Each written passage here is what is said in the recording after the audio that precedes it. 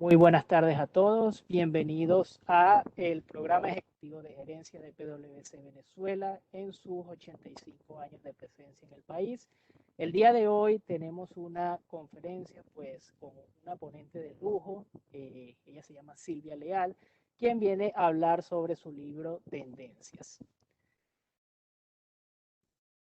Quien les habla, Edwin Morrico, socio de Rija Assurance Services, que los voy a estar acompañando el día de hoy para moderar el evento. Y antes de comenzar, pues quisiera darle la palabra a nuestro socio principal, Pedro Pacheco Rodríguez, para que pues presente a nuestra querida ponente.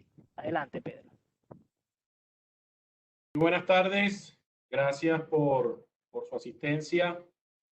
El día de hoy, antes de comenzar con nuestra invitada Silvia, a dar unos minutos a Javier Soteldo, quien es primer vicepresidente de la Sociedad Anticancerosa de Venezuela, para que nos cuente brevemente de algunas actividades que se están llevando a cabo. Ustedes bien saben, este programa ejecutivo de gerencia PwC de Venezuela, grandes autores contemporáneos, además del propósito de divulgar conocimiento académico, científicos, de grandes autores contemporáneos, también tiene la particularidad de apoyar a la sociedad anticancerosa. Es un evento que es totalmente gratuito, pero aquellas personas o aquellos asistentes que tengan a bien hacer un donativo a la sociedad anticancerosa es sumamente agradecido, sobre todo en las circunstancias actuales.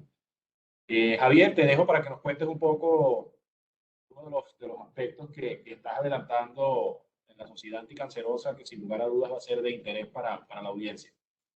Bueno, muchas gracias, Pedro. ¿Me escuchan? ¿Todo bien? Perfecto. Ok, gracias a Dios, porque la vez pasada no pude por la parte tecnológica. Bueno, mil gracias al licenciado Pedro Pacheco y al ingeniero Nelson Río por esta invitación a la Sociedad Anticancerosa de Venezuela. Hoy me visto de Sociedad Anticancerosa de Venezuela, como bien lo dijeron, soy el primer vicepresidente. Y la idea es compartir un poco sobre qué estamos haciendo, sobre un proyecto principal, porque estamos haciendo muchísimas cosas y creo que necesitaríamos bastante tiempo para poder conversar, pero hay un programa bien interesante que se llama AIPO, que se llama Ayuda Integral al Paciente Oncológico, que tratamos a través de nuestra red y networking que tenemos a nivel internacional de crear primero una serie de cirujanos que se formaran con nosotros, porque eso es un problema que tenemos en Venezuela, que nuestros médicos se están graduando y se están yendo del país. Entonces, a través de estos contactos internacionales, sobre todo con el Instituto Europeo de Oncología de Milán, donde tuve mucha oportunidad de trabajar por 10 años, conseguimos becas que nos permiten que estos médicos se mantengan en Venezuela y al mismo tiempo cursen un magíster en patología mamaria, en cáncer, en una universidad española. Y se entrenan con nosotros acá, con la Sociedad Anticancerosa de Venezuela. Posteriormente se comenzó a tener un contacto con clínicas privadas de manera de bajar a precios sociales el costo del quirófano para poder operar a los pacientes, igualmente los equipos de quimioterapia y los equipos de radioterapia que son necesarios para dar el tratamiento completo, y logramos una alianza bien importante para poder bajar estos costos. Y por supuesto, bueno, el grupo que manejo yo, el Grupo Médico J. Soteldo de cirujanos, operamos a todas estas pacientes totalmente gratis, solamente es el costo del tratamiento en la clínica o el tratamiento quimioterápico o radioterápico. Eso nos llevó a operar al día de hoy aproximadamente 310 personas, que ya hemos ido operando pacientes, totalmente gratis para los pacientes, no tienen que colocar absolutamente nada de su dinero.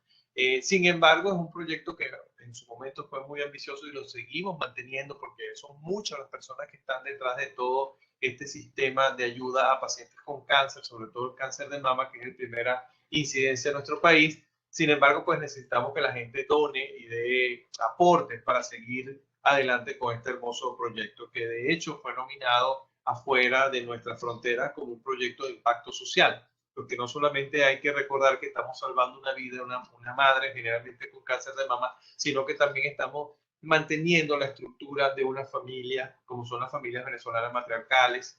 Es la madre la que realmente lleva su hogar. Entonces, no solamente damos salud al paciente, sino llevamos una estructura importante familiar. Por eso, bueno, la idea de esto es que seamos todos pasapalabras, como se dice en italiano, pasar la información, entes multiplicadores, para que sepan que la Sociedad Anticancerosa sí está haciendo mucho por el país, pero que necesitamos de todos los venezolanos para que nos ayuden. Nuevamente agradezco a Pedro y a Nelson por esta oportunidad y por supuesto estaré pendiente de esta excelente presentación que nos hará Silvia.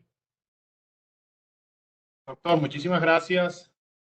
Que es un orgullo formar parte del equipo de la Sociedad Anticancerosa y sobre todo con profesionales como tú que no solamente que están comprometidos con la medicina, sino que están comprometidos con la sociedad venezolana.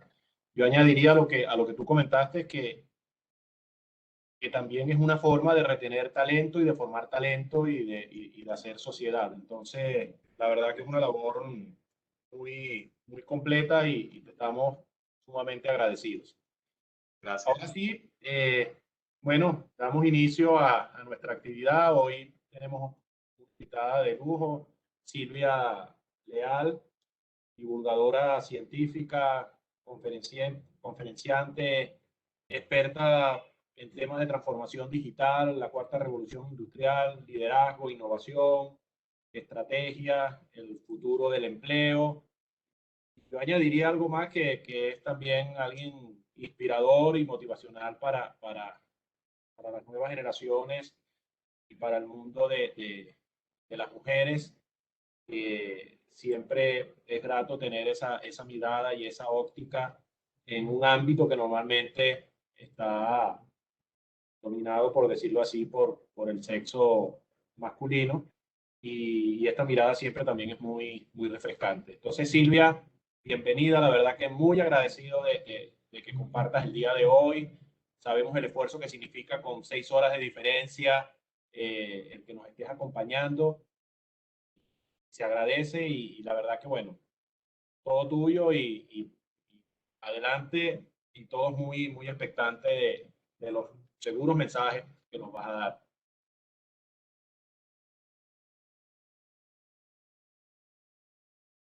Tienes el mute, Silvia, creo. ¿Ahora? Ahora sí, perfecto. Ahora sí.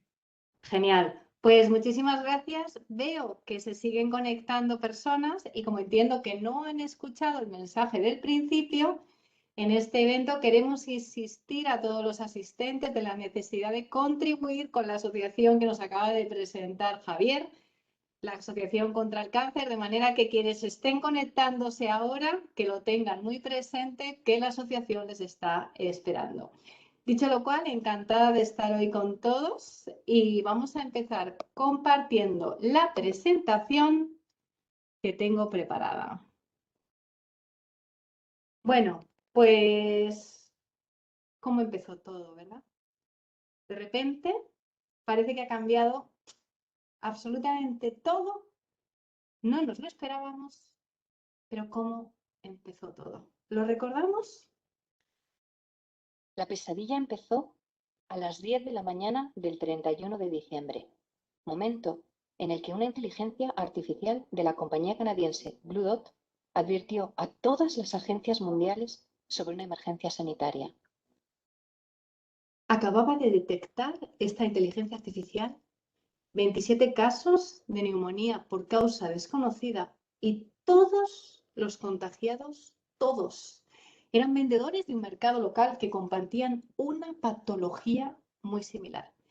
Y no fue algo casual, dado que esta tecnología analiza con Big Data e inteligencia artificial millones de noticias en más de 60 idiomas y lo hace bajo el objetivo de monitorizar la propagación de enfermedades infecciosas. ¿Y qué analiza en todo momento esta tecnología? Analiza patologías de enfermedad, analiza patologías de animales y plantas, datos de algunos foros, noticias oficiales y de actualidad, pero deja fuera las redes sociales para evitar caer en el reto y el riesgo de las fake news. Y no es la primera vez que sucedió algo así, porque Blue Dot, esta misma tecnología, ya predijo en 2016, con 6 meses de antelación, la llegada del virus del Zika desde Brasil, pero esta vez se nos fue de las manos y el día 30 de enero la Organización Mundial de la Salud se vio obligada a hacer una declaración de emergencia de salud pública internacional por una nueva y potencial enfermedad infecciosa que llegaba con el COVID-19. Claro, una inteligencia artificial nos avisó de la llegada del coronavirus. ¿Y qué es lo que ha pasado? Se nos ha venido el mundo encima y nos hemos encontrado en medio de una pandemia global que ha llegado sin avisar y que nos ha cogido a todos completamente desprevenidos, sin medios para luchar ni referentes con los que poder compararla. ¿Y qué es lo que decía siempre Stephen Hawking? Él solía decir, si entiendes cómo funciona el universo, en cierto modo lo controlas. Y nosotros creíamos, es que estábamos convencidos, estábamos controlando, pensábamos, ¿verdad? La economía, el mercado laboral, hasta la enfermedad. Se había puesto de moda hablar de la muerte y nos hemos dado cuenta de que esa sensación de control no era real. Claro, y ahora miramos hacia adelante y ¿qué es lo que vemos? Porque intentamos volver a controlar, ¿verdad? Necesitamos entender el mundo y controlarlo. Necesitamos esa sensación de control y dominio. Pero ahora nos damos cuenta de que si miramos hacia adelante, observamos el presente, recordamos el futuro, ¿verdad? Las cosas, recordamos qué es lo que nos dicen que va a llegar, qué es lo que vemos. Tecnología y más tecnología. Y es que dicen que las crisis aceleran los procesos históricos y lo que ha acelerado el coronavirus ha sido la digitalización. Y nos dicen, hay que digitalizarse. Tenemos que digitalizar nuestros procesos, nuestros productos, nuestros servicios. Tenemos que digitalizarlo todo y a todo correr antes de que sea demasiado tarde. Claro, nos dicen que llega un tsunami y nos dicen que lo tenemos que hacer antes de que nos pase como a ellos. ¿Han jugado alguna vez? Vamos a ver un vídeo porque voy a hacer ahora una pregunta.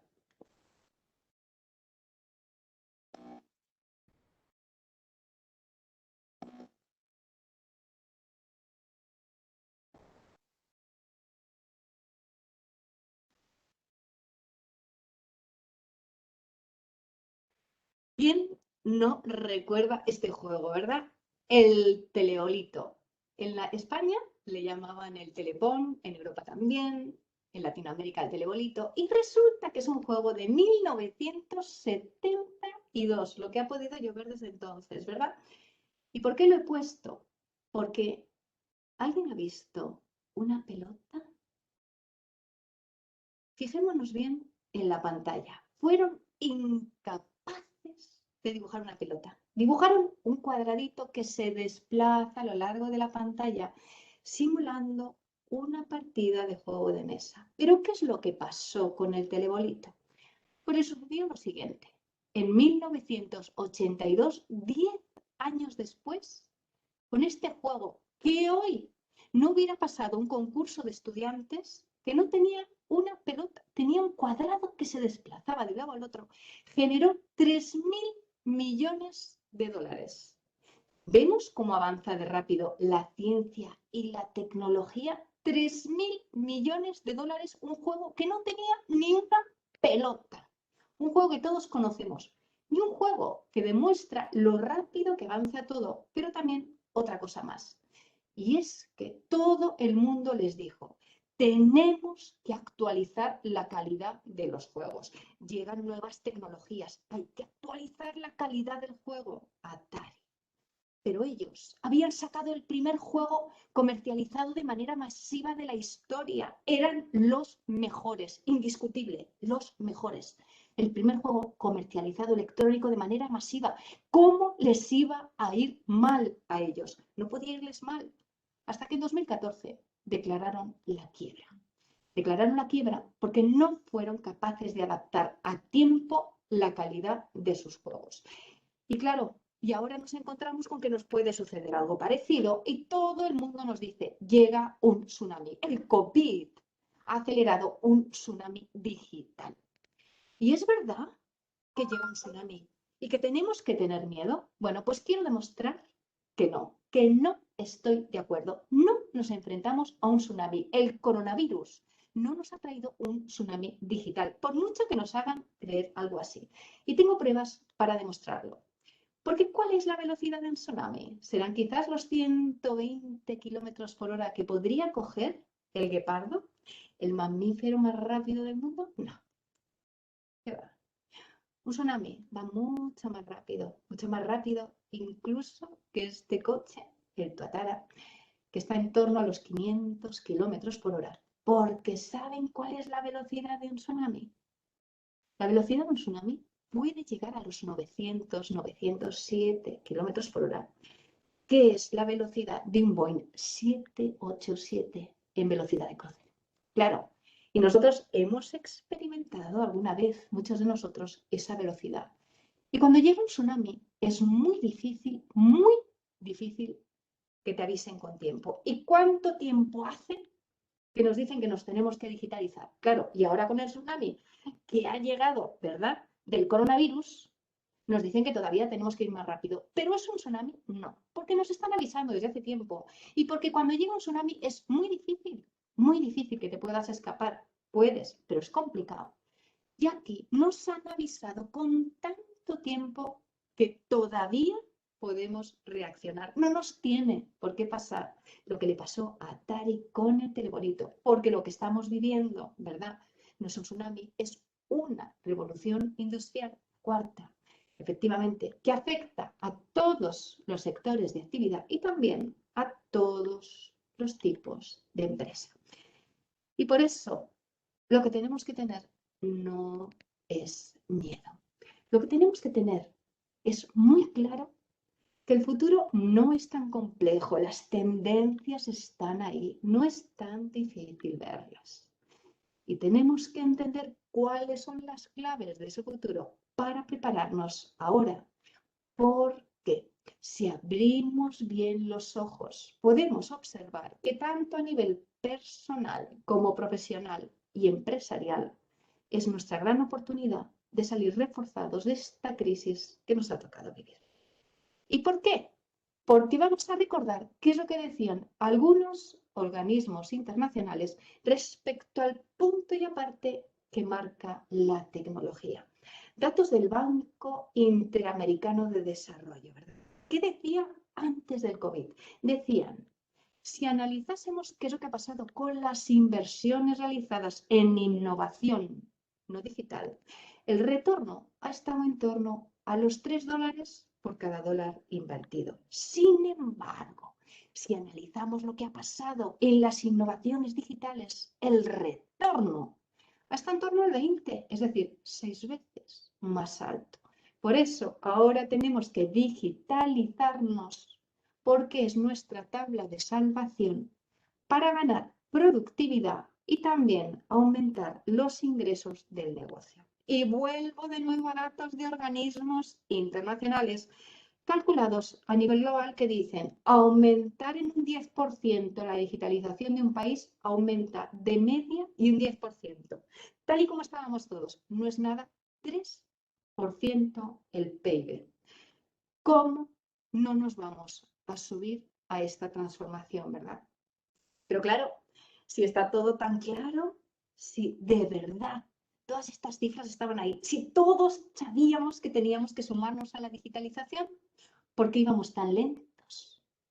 Y es que en esto de la digitalización y las tendencias, cómo está cambiando todo la tecnología, no es oro todo lo que reluce. Y quisiera recordar qué es lo que decía Forbes con relación a los procesos de transformación digital de las compañías. Y nos decían, ojo, que desafortunadamente en el 84% de los casos no se consiguen los beneficios esperados. Y alguien me puede decir, sí, Silvia, pero esto es a nivel global. A mí, háblame de Latinoamérica, por ejemplo.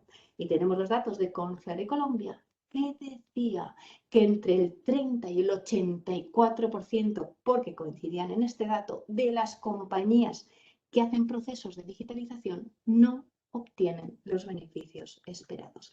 Y nos preguntamos, si la teoría está tan clara, ¿por qué? ¿Qué es lo que está pasando? ¿Por qué las empresas con estas circunstancias tan complicadas están esperando a que pase el temporal cuando todos sabemos que la solución está en la tecnología y en todas estas tendencias que pueden llevar a que cambie todo, ¿verdad? ¿Por qué? Y entonces tengo que decir que la respuesta no es tan complicada.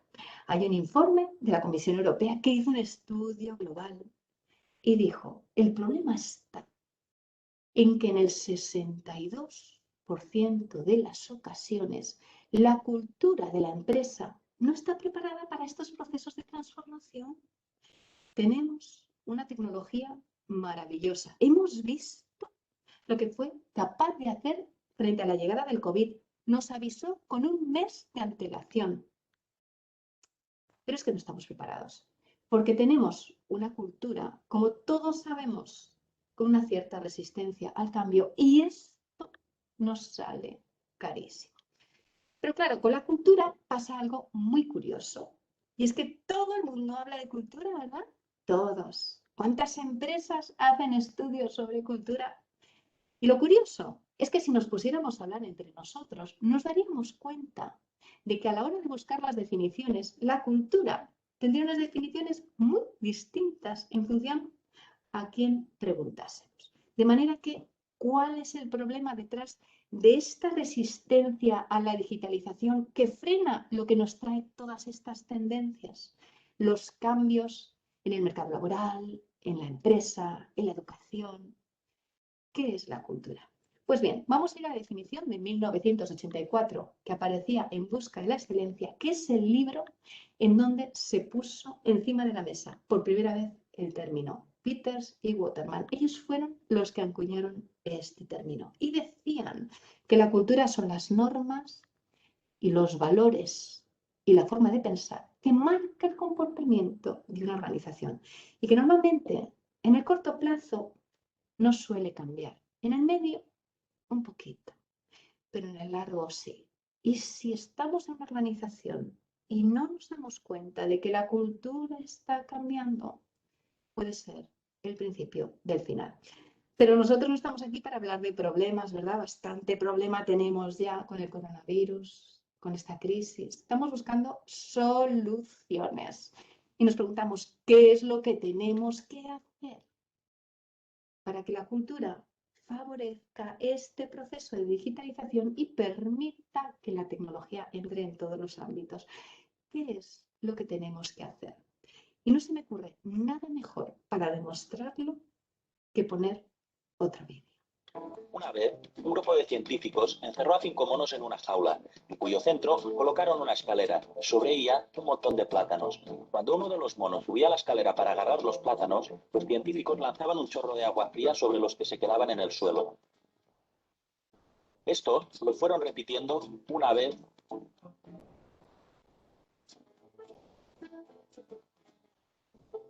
y otra.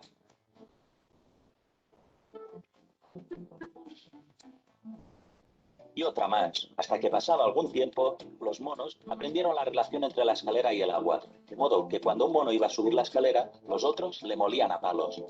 Después de haberse repetido varias veces la experiencia, ningún mono deseaba subir a la escalera, a pesar de la tentación de los plátanos. Entonces, los científicos sustituyeron a uno de los monos por otro nuevo. Lo primero que hizo el mono novato nada más ver los plátanos fue subir a la escalera. Los otros rápidamente le bajaron y lo pegaron antes de que saliera el agua fría sobre ellos. Después de algunas palizas, el nuevo integrante del grupo nunca más subió por la escalera. Un segundo mono fue sustituido y ocurrió lo mismo con el que entró en su lugar. El primer sustituido participó con especial entusiasmo en la paliza al nuevo. Un tercero fue cambiado y se repitió el suceso. El cuarto y finalmente el quinto de los monos originales fueron sustituidos también por otros nuevos. Los científicos se quedaron con un grupo de 5 monos que, a pesar de no haber recibido nunca una ducha de agua fría, continuaban golpeando a aquel que intentaba llegar hasta los plátanos. Si fuera posible preguntar a alguno de aquellos monos por qué pegaban con tanto ímpetu al que subía por los plátanos, con certeza, esta sería la respuesta. No lo sé. Aquí las cosas siempre se han hecho así. Claro, y esto muestra con mucha claridad qué es lo que está pasando en las empresas en estos momentos, que los CEO tienen clarísimo que hay que sumarse a la digitalización. El 85% de los CEOs lo tiene clarísimo. Todavía hay un 15% que no lo termina de ver. Pero si analizamos qué es lo que pasa a nivel general en las organizaciones, solo el 45% de las personas lo tienen tan claro. Y claro, esto es un problema. ¿Y cómo lo resolvemos? ¿Cómo resolvemos esta resistencia al cambio y este síndrome del pero siempre se ha hecho así? Y esto se resuelve haciendo caso a Einstein. Y él solía decir, la mejor forma de influir sobre las personas es predicar con el ejemplo. Y si queremos que en nuestras organizaciones este proceso de transformación digital se produzca con éxito, los que tenemos que hacer este cambio, los primeros, los que tenemos que digitalizarnos, innovar con la tecnología y fomentar que los demás sigan nuestro ejemplo, somos nosotros. Somos los que tenemos que hacer este cambio en la cultura. Y eso es lo que enseño a hacer en mi podcast Tendencias con Silvia Leal. Y en el libro también Tendencias, y en podcast en concreto está disponible en todas las plataformas de podcast, por supuesto en iVoox, Spotify, etc. Claro, pero vamos a hablar de alguna de estas tendencias. Hemos hablado de la digitalización y yo quisiera elegir la tendencia que estamos viviendo en el mercado laboral de sustitución de personas por robots. ¿Cuál va a ser la evolución y cuál es el impacto en el mercado laboral de todo esto? Porque en el podcast trato tendencias, por supuesto, en sostenibilidad, qué es lo que está pasando en la educación, cómo podemos usar la tecnología para tener un mundo mejor, ¿verdad? Pero también para que los niños puedan aprender de una manera más rápida y eficaz. ¿Qué es lo que sucede con las ciudades cuando meten tanta tecnología, ¿verdad? Más control o más protección. O los hackers, también tengo un episodio dedicado a los hackers. Pero claro, vamos a elegir una tendencia, la sustitución de personas, como decía, por robots. ¿A dónde nos lleva? ¿Cuál es su impacto en el mercado laboral? Y bueno, también cómo lo he tratado en el libro y el podcast, porque quisiera que si les gusta esta presentación después se pusieran con ello, sobre todo con el podcast que está disponible en todas las plataformas. Y para entender la sustitución de personas por tecnología, tenemos que entender qué hace y cómo funciona la inteligencia artificial. ¿Qué es la inteligencia artificial? Esa tecnología que razona como un humano. Eso quiere decir que es una tecnología que es intuitiva, que empieza a tener empatía, una tecnología que es creativa, pero sobre todo es eso, una tecnología que razona como un humano. De manera que yo tengo Big Data y cuando tengo Big Data y tengo un problema, yo hago una pregunta y el Big Data analiza los datos y me da una respuesta. Si yo tengo una inteligencia artificial, ella sería capaz incluso de hacer la pregunta. ¿Y cómo afecta todo esto al mercado laboral? Bueno, pues para entender cómo afecta todo esto al mercado laboral, no hay nada mejor que hablar de los chatbots. Porque la inteligencia artificial en el mercado laboral es sobre todo eso, la manera en la que piensan los robots. Es la tecnología que ponemos a los robots, ¿verdad? A los robots físicos para interactuar con las personas o los chatbots, esta tecnología que de manera virtual con un teléfono móvil, por ejemplo, podría estar interactuando con nosotros. Pero para entender cómo funcionan, vamos a volver de nuevo al pasado y vamos a entender sobre todo cómo se mostraba en una película que reflejaba con mucha claridad hasta dónde podría llegar su avance. La película Her.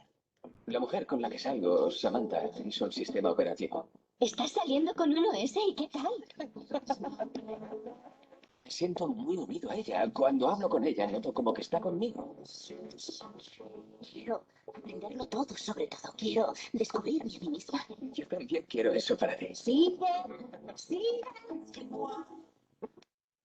Los chatbots. Claro, porque aquí tenemos la costumbre o la manía, diría yo, de hablar de nuevas tecnologías. Y todas estas tecnologías de las que tanto hablamos ahora no son nuevas. ¿Qué va? Los chatbots son una tecnología que viene de los años 70, en concreto del MIT. El primer chatbot de la historia se llamaba Elisa y funcionaba de la siguiente manera. Tú le escribías una frase, detectaba una palabra clave y te respondía con una pregunta. Frase, palabra clave, pregunta. Como hacían los terapeutas de la época, exactamente igual.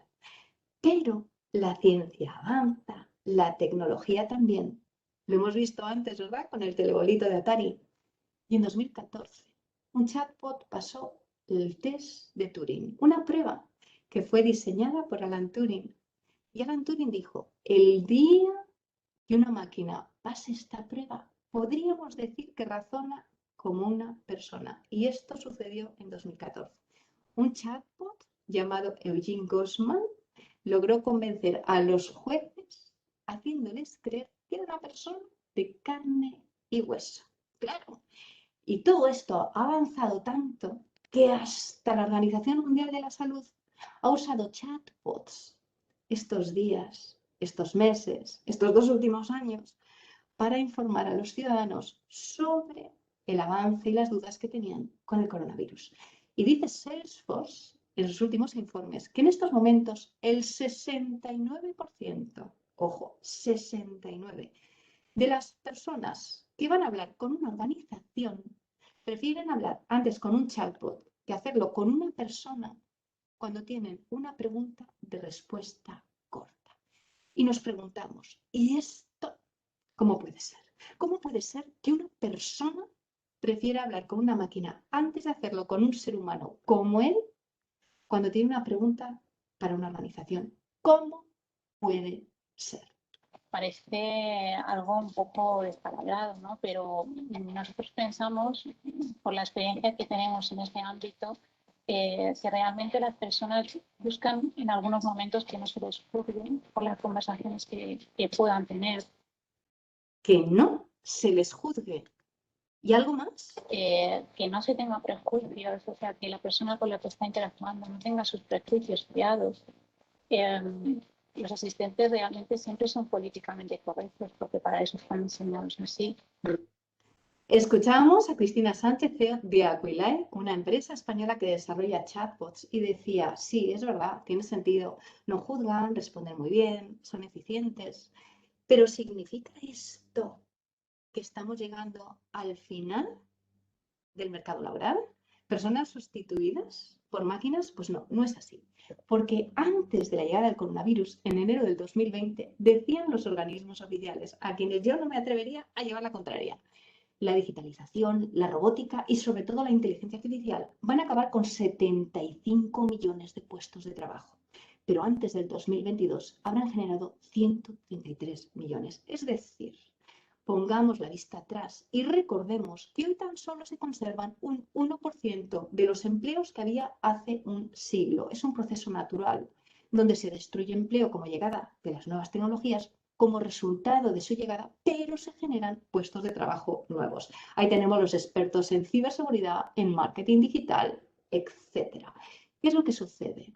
Que esto nos obliga a estar siempre aprendiendo y, por supuesto, a tener competencias digitales. Si queremos enfrentarnos en el mercado laboral a todas estas tecnologías, vamos a estar siempre formándonos y vamos a tener que destacar y formar muy bien a nuestros empleados y a nosotros mismos en todas estas cosas que vamos a necesitar para trabajar en el mercado laboral, que son competencias digitales, pero también en aquello que nos diferencia de las máquinas. ¿Y qué es lo que nos diferencia de las máquinas? Pues muchas cosas, pero vamos a destacar 2. La primera, el olvido catastrófico. El olvido catastrófico dice que si una máquina se entrena para una tarea y luego le enseñas otra distinta, máquina entrenada con inteligencia artificial para una tarea y luego otra distinta, se olvida de la primera. Y hay mucho dinero invertido ahí. Pero eso es una realidad al día de hoy, en la era del aprendizaje. Pero hay más cosas. Y es que podemos buscar máquinas, robots, tecnologías creativas. Y podemos buscar tecnologías intuitivas. O podemos buscar tecnologías con buena motricidad. O tecnologías con espíritu crítico, que las puede haber.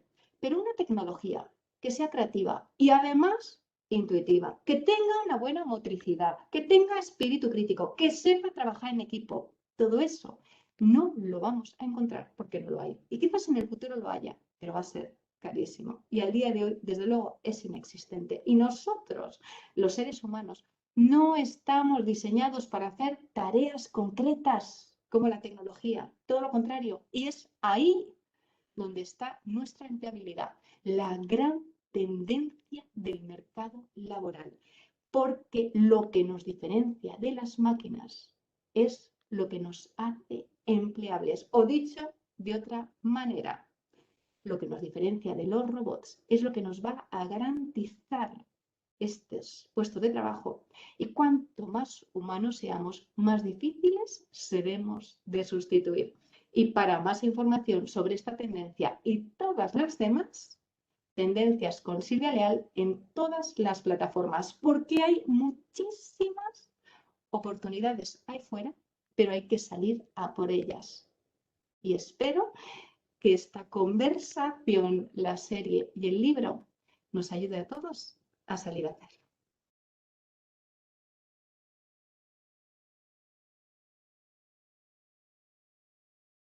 Gracias. Excelente, Silvia. Muy enriquecedor todo lo que has comentado y bueno, nos dejan con mucha expectativa para consultar tus distintas redes sociales para actualizarnos de todos estos temas. Edwin, ¿tienes por allí algunas preguntas de los participantes que podamos adelantar con Silvia? Sí, seguro que sí. De hecho, antes de iniciar con las preguntas, sí de verdad que me llamó muchísimo la atención todo lo que explicaba. Y recientemente yo también estuve dando una charla de inteligencia artificial y utilizo un símil que pudiese pues, entrar muy fácilmente en todo lo que Silvia ha comentado. Y lo que utilicé fue la película de Charlie y la fábrica de chocolate, que si recordamos, pues el papá de Charlie fue despedido al inicio de la película porque él era el empleado que le colocaba las tapas a las cremas dentales, y pues fue sustituido por una máquina. Y finalizando la película, pues se abrió una nueva oportunidad de empleo donde básicamente él era ahora el que reparaba la máquina que le colocaba las tapitas a las pastas dentales. Entonces, pues por aquí, nuevamente, la preocupación que pueden tener muchos respecto a la inteligencia artificial y a las tecnologías emergentes acerca de los empleos que se puedan perder, pues yo comparto la idea de Silvia de que son mucho más los empleos que se van a crear a partir de este momento. Pero entonces, pues, para hacer la primera pregunta que tengo por acá de la audiencia, fíjate esto. Tú defiendes mucho la necesidad de estudiar toda la vida, pero es una realidad que a muchos les da pereza, o como diríamos acá en Venezuela, pues les da flojera. ¿Qué te ha llevado a insistir tanto en este mensaje? De hecho, tú lo has aplicado tanto que apostaste por sacar un doctorado o doctorarte cuando ya tenías una carrera consolidada. A ver, Silvia, ¿qué comentario tendrías para esta pregunta?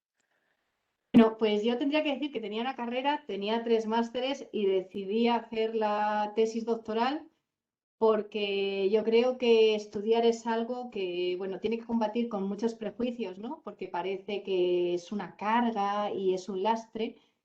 Y la realidad es que yo me daba cuenta de que iba estudiando, estudiando y estudiando y las cosas cada vez iban mejor y se me amueblaba la cabeza, ¿no? Por decirlo de alguna manera, de manera que me aficioné. Pero con el paso del tiempo yo me he dado cuenta de que estudiar al final en la era del aprendizaje, que dicen, bueno, pues tenemos que hacerlo porque el mercado laboral no nos deja otra, pero luego también porque a todos nos preocupa mucho nuestro cerebro, ¿no?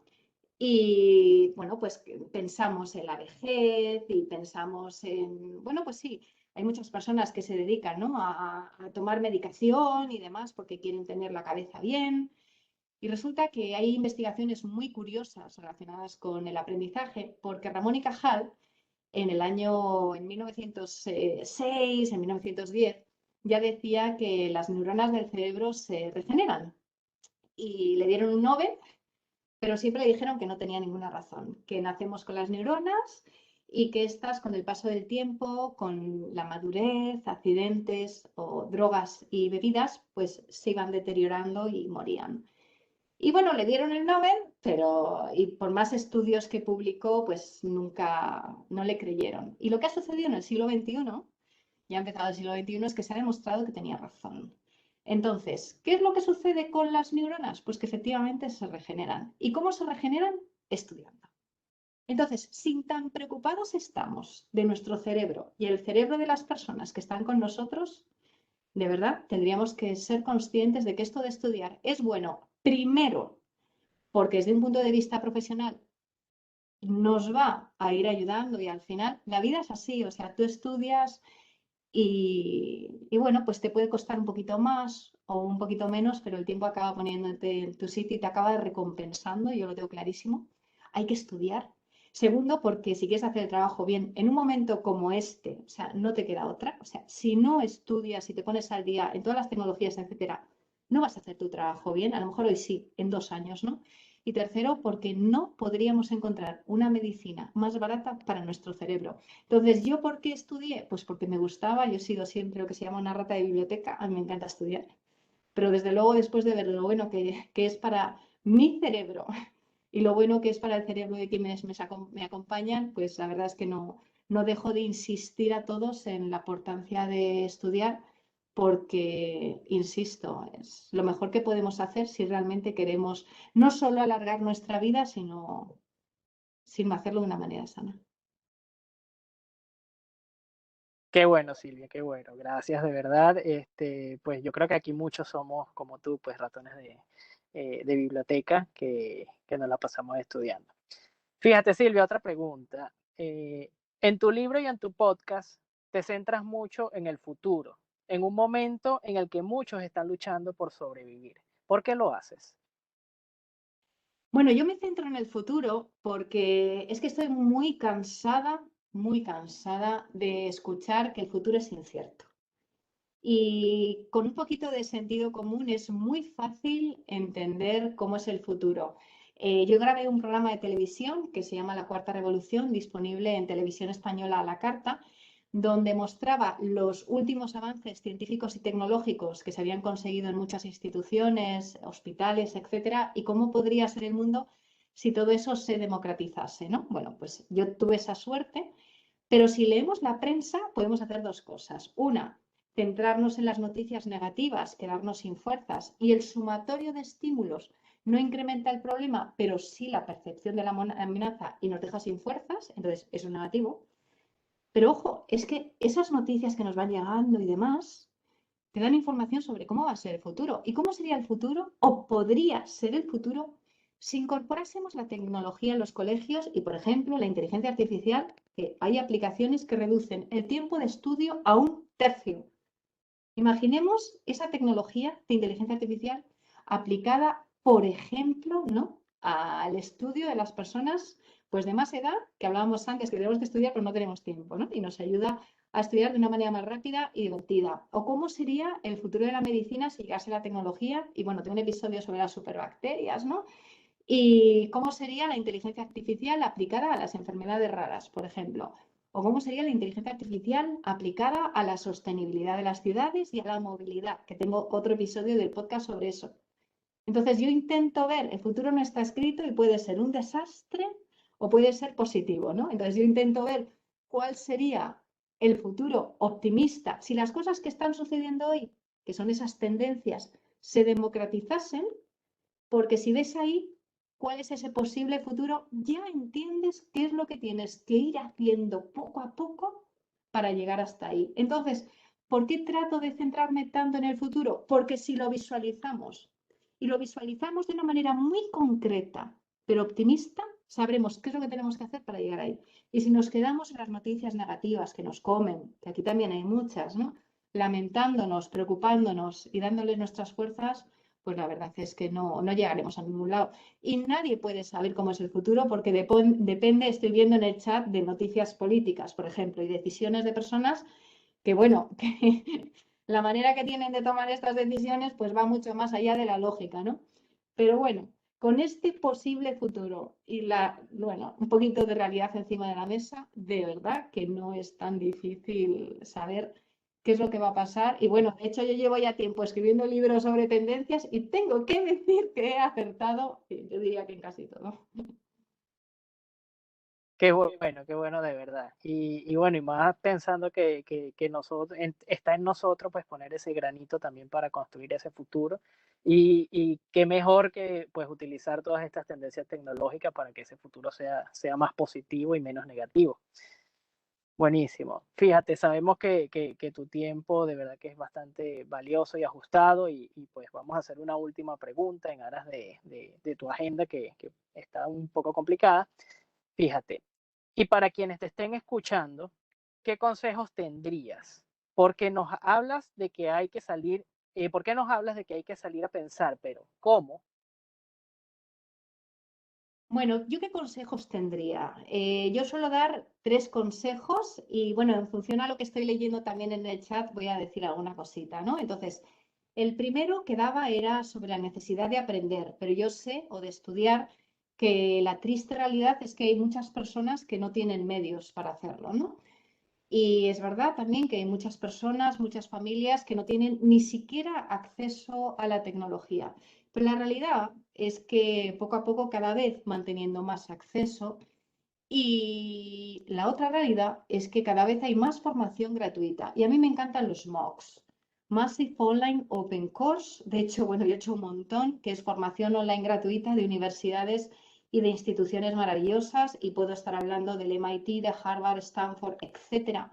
Y es formación que muchos ni siquiera saben que existe. Entonces, hay que empezar, y este sería el primer consejo para Venezuela. Entonces, el primer consejo para Venezuela, y es que me preguntaban sobre los políticos, ¿no? ¿Qué hay que hacer con unos políticos? Pues que no empujan la digitalización, ¿no? Y si eso sucede, ¿qué hacemos? Bueno, pero lo primero que tenemos que hacer es entender que al día de hoy el que no sabe programar tiene el riesgo de ser lo que se llama un analfabeto, porque ahora ya no es el que no sabe leer, es el que no sabe programar, y el futuro lo va a tener complicado. Y si no tenemos acceso a la tecnología, es que no tenemos acceso tampoco a toda esta formación gratuita. Entonces, realmente tenemos que hacer un esfuerzo político, cada uno en la medida de lo posible, de que sea la prioridad. Y si no lo hacen los políticos, lo tendrán que hacer las empresas. O sea, hay que empezar por aquí. Si no tenemos la tecnología, no vamos a ningún lado y está en riesgo el futuro de la educación y sus tendencias, el futuro del trabajo y sus tendencias y el futuro de todo. Entonces, lo primero es tener la tecnología y presionar a los políticos para que esto no... O sea, esto tiene que dejar de ser un problema. Lo segundo sería abrir los ojos a la formación gratuita y para sobre todo las personas que están empezando. Luego el resto de la formación también maravillosa, pero no nos vale, de verdad que no nos vale el seguir pensando que no tenemos recursos, no tenemos dinero para empezar a formarnos un poquito en tecnología. El que no tenga ni idea de nada de tecnología tiene 1000 cursos gratuitos, tutoriales, etcétera. O sea, abramos los ojos y si no me lo ponen encima de la mesa, bueno, pues para todas esas personas que están desempleadas, ¿no? ¿Y qué hago? No me sale un trabajo. Bueno, pues busca un curso gratuito y ve formándote que verás cómo te acaban ofreciendo ese puesto de trabajo, teniendo en cuenta que en Latinoamérica el 69% de los directivos en enero del 2021 buscaban profesionales con competencias tecnológicas y no las tenían, no lo estaban encontrando y son datos de Manpower, ¿no? Entonces, el segundo sería el MOOC. Y el tercero es súper importante. Yo siempre digo que quien tiene un amigo tequi tiene un tesoro, amigo, hijo, primo, vecino, compañía que me da los servicios de tecnología a la que puedo confiar. Hace poco di una conferencia para la Cámara de Comercio de Chile y estuve estudiando la dificultad local de las empresas de Chile y de Latinoamérica en general en los procesos de digitalización y a la cultura se añadía otra cosa y era la falta de estos perfiles y de empresas que ofrecieran estos servicios. Entonces, quien tenga una empresa que dé estos servicios de tecnología de confianza, la verdad que tiene mucho avanzado. Pero vamos, quien tiene un amigo, primo, hijo, vecino, alguien con estas competencias tecnológicas, tiene un tesoro. Y no nos olvidemos nunca también de eso que se suele decir, de que el que va solo va más rápido, pero el que va bien acompañado llega más lejos. Y nosotros hemos visto que hay muchas tendencias que están ahí y necesitamos llegar lejos. Entonces tenemos que contar con la buena compañía y por eso espacios como este, yo pienso que son una maravilla. Excelente, Silvia. De verdad que muchísimas gracias por tu tiempo. Yo diría que esto ha sido pues una charla de oro, como todas las que hemos tenido en este programa ejecutivo de gerencia, pero pues de verdad que muchísimas gracias, súper interesante todo. Pedro, no sé si quieras dar unas palabras para cerrar. Bueno, la verdad que Silvia nos ha dejado sin palabras. Gracias, Pedro. Todos los temas realmente muy apasionantes y nos dejan, bueno, con esa inquietud. Tus consejos finales me parece que son fundamentales. Yo creo que tú decías de la incertidumbre del futuro y coincido contigo de que muchas veces lo tomamos como una excusa. Hay, hay mucha certidumbre en ese futuro y una de ellas pasa por lo que tú acabas de señalar, la formación. Yo creo que allí está la clave fundamental de poder superar incluso nuestras crisis. Ya vi que le contestaste por allí a Luis Vicente García, que hablaba de nuestros políticos. Bueno, tenemos que tomar nosotros las riendas de nuestro propio destino como ciudadanos, ser responsables de la formación, tanto en lo particular como motivar a que el resto también lo haga. Yo creo que allí hay una labor importante que cada uno de nosotros puede hacerlo. Cuando compartíamos al principio, tú decías que, oye, que si de los participantes que estaban el día de hoy, en un momento llegaron a ser unas 200 personas y que luego esto es colgado en las redes y la experiencia es que lo ven muchísimas más personas. Si de ese grupo de personas que hoy han estado asistiendo lográsemos que al menos una tomase un doctorado, tú me comentabas que sería todo un éxito. Un exitazo. Entonces, bueno, ponemos eso allí sobre la mesa. Si alguno de los participantes logra hacer ese doctorado, por favor que en el futuro se comunique con nosotros y diga, mira, logré hacer mi doctorado o me motivé a hacer el doctorado gracias a Silvia y gracias al programa ejecutivo de PwC. La verdad que un placer, Silvia, de tenerte acá. Ojalá que este sea una de muchas oportunidades de poder compartir temas tan interesantes como los que tocas. Son temas que sin lugar a duda apasionan y que van a estar allí presentes durante todo este milenio, este tercer milenio que apenas comienza. Entonces nos olvidamos y hablamos de comienzo del siglo XXI, pero realmente es un nuevo milenio, y todo lo que ello implica y lo trascendental. O sea, estamos viviendo un momento histórico, trascendental, y yo siempre he dicho que, bueno, que cuando nos pregunten dentro de 15 o 20 años, ¿qué hiciste tú durante la pandemia? Bueno, que tengas una respuesta adecuada para esa pregunta que seguro te van a hacer. Y creo que una muy buena respuesta sería el tema del aprendizaje y de que me focalicé en tener más conocimientos en tecnología y romper aquel viejo paradigma de que el oro viejo no aprende a hablar. Eso es mentira. Eso es mentira. El oro viejo aprende a hablar, aprende a cantar y aprende a bailar también. Así que eso no sea un obstáculo, no sea una excusa. Muchísimas gracias, Silvia. La verdad que te deseamos lo mejor y ojalá que en el futuro no solamente te podamos tener por esta vía, sino que también tengamos la oportunidad de tenerte acá en Venezuela en forma presencial. Pues muchísimas gracias, hasta pronto y ojalá pueda ir pronto a Venezuela. Fuerte abrazo. Chao. De verdad, Nosotros... Silvia, pues muchísimas gracias. Adelante, Pedro. No, te decía que en aras del tiempo y Silvia tiene otros compromisos, que nosotros nos quedamos unos minutos más anunciando nuestro próximo invitado. Seguro que sí, seguro que sí. Muchas gracias, Silvia, por tu tiempo, por tu participación en el programa. Déjenme compartir acá la pantalla un segundo para presentar a quién va a ser nuestro invitado. dentro de un mes.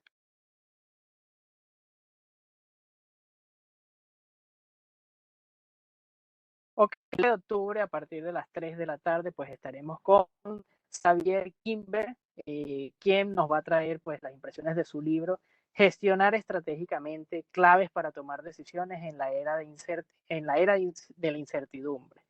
De verdad que muchísimas gracias a todos por participar en nuestro programa ejecutivo de gerencia de PwC Venezuela. Les recordamos nuevamente que pues, aquellos que así lo deseen pueden colaborar con la Sociedad Venezolana Anticancerosa, este programa lo estamos haciendo de la mano de ellos pues, para aportar un granito de arena a esta noble causa. Muchísimas gracias por su participación el día de hoy. Se despide de ustedes Edwin Rico, socio de Risk Assurance Service, y nos vemos de nuevo el 7 de octubre. Muchísimas gracias. Hasta luego, muchas gracias. Hasta luego.